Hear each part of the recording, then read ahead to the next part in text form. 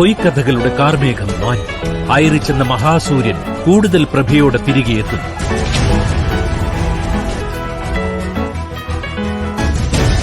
പതനം കാണാൻ പതിയിരുന്നവർക്ക് പതിയെ പിന്മാ. അഗ്നിശുദ്ധി വരുത്തി തിരികെ എത്തുന്ന ഐറിച്ച് അശ്വമേധത്തെ തടയാൻ നിങ്ങൾക്കാവില്ല.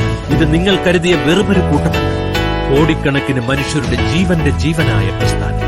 പകരം വെക്കാനില്ല ഇതുപോലെ മറ്റൊന്ന്. പുതിയ സംരംഭമായ HROTT പ്ലാറ്റ്ഫോമിന് വേണ്ടിയിട്ട് ഞങ്ങളുടെ മിമിക്രി സംഘടനയായ മായും അയർച്ചൂടി കൂടി ചേർന്നിട്ടൊരു ഗംഭീര ഷോ ഞങ്ങൾ ചെയ്യുകയുണ്ടായി. അപ്പം അന്ന് എൻ്റെ സങ്കടാവസ്ഥ കണ്ടറിഞ്ഞ് അയർച്ചിൻ്റെ ശ്രീന മേഡം എനിക്ക് 3 സെന്റ് സ്ഥലം മേടിക്കാനുള്ള കാശ് എനിക്ക് തന്നു.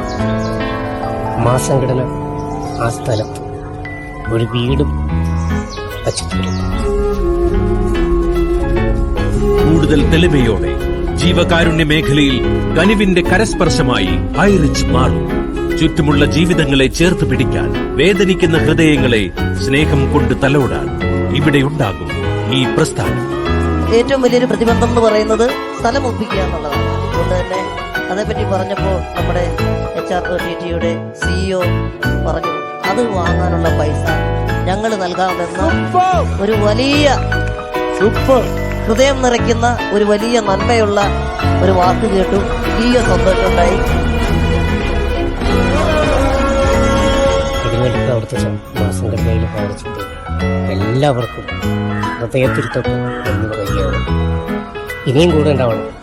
Thank you.